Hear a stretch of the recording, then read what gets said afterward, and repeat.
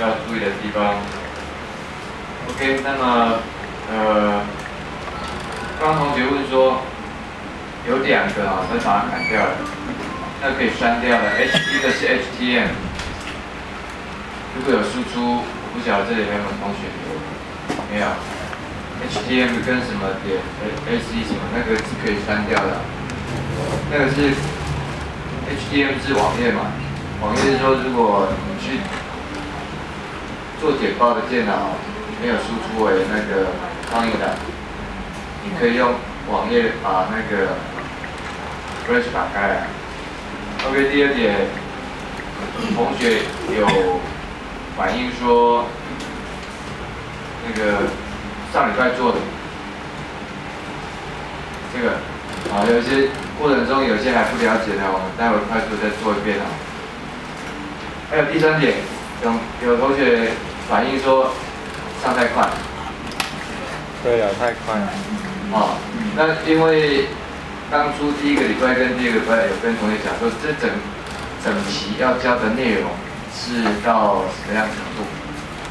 那如果说上慢一点，可能我们最后的结果不会学到那么多。那当然说，是不是有同学期望就是要学那么多？我不晓得了哈，个人的情况不太一样，所以我觉得由我来问的话，大概也不准。那我待会会请那个我们班代表看大家开个班会，10分钟，看要就照目前的速度来上，那当然可以学到多一点东西。那如果说那个速度放慢的话，那也如果符合大部分同学的权益跟想法的话，那也可以。那不过应该也有少数有不同的意见啊，反正大家把它统一起来就好了。啊，那是不是说Photoshop 的速度可以，但是还是只是 Flash 的速度要放慢，所以大家可以现在先想啊哈，反正任何想法待会儿我不会留在这里啊，我会大概留10分钟，下课的时间请班代表跟大家汇集一下那个意见怎么样，那我们就照这个来走，那我都可以啊。上慢一点，当然我个人会比较轻松一点啦。那只是我原本的想法不是这样，希望大家能够学多一点啊。OK， 大致上是这样哈。如果说这样子大家意见都汇聚起来了，那其实关于这边也不太希望说每1、2个礼拜就有同学去反映教快的教慢，我们把速度大家速度那个意见汇集起来，我们就照那个来上。OK， 这是一张我们在上礼拜做那个背景建成背景，来做一下复制嘛，网页上面这边是可以复制的，到这边来 ，Ctrl A。Ctrl N 是开心档嘛？开心档的这个大小会依照剪接簿，刚刚那张图片是剪接簿 ，OK。开心档 Ctrl V 进来，它在图层1，我们需要先去背我们目前没有教的，或者大家都会的是魔术棒。魔术棒图层1的白色背景删掉 ，Delete 按 Delete 对不对？OK， 那么证明一下，对，它真的去背了。旁边点一下，不是，或者是说取消选取，就把刚刚那个选取区删掉了。接下来我们需要选取区取消选取，这个是裁切工具，裁切工具可以放大，可以缩小。我们这里是把它放大，放到裁切，等于说我把版面扩大。OK， 但接下来我需要做一个图层1要复制。复制一个，然后需要反转，反转我们按 Ctrl T 嘛，对不对？任意变形。Ctrl T 有可以任意的，或者是我需要固定它的比例。那固定比例我们可以从这边来输入值，我这里输入负100，位置就对称，上下垂直对称。确认之后是要按N 的，然后这个图层一跑，这个应该是在下方。移动工具嘛啊，应该是在图层1的下面，类似会类似这样子啊。那同学在找这个图片的时候，这样是不太适合做的，做出来它是会对称，它不是倒影，不是真正的倒影。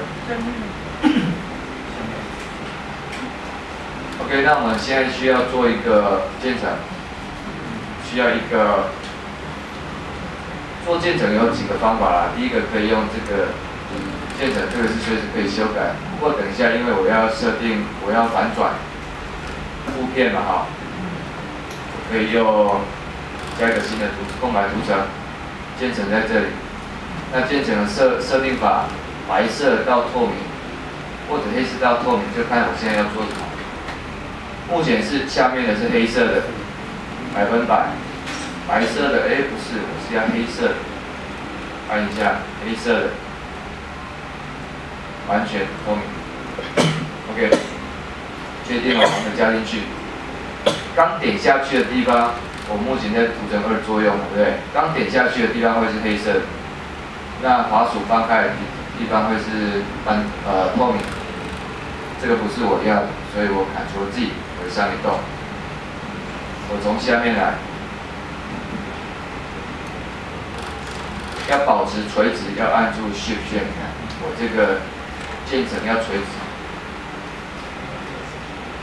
如果这个渐层不喜欢，我再Ctrl+G 再回上移动，我短一点，比如说这个样子。OK， 那么这样就是一个渐层。那么图层2跟背景我们都可以有利用的地方，都可以反转。反转的快速键相当于在这里Ctrl+I 负边效果。负边效果就是把黑的转白的，把白的转黑的。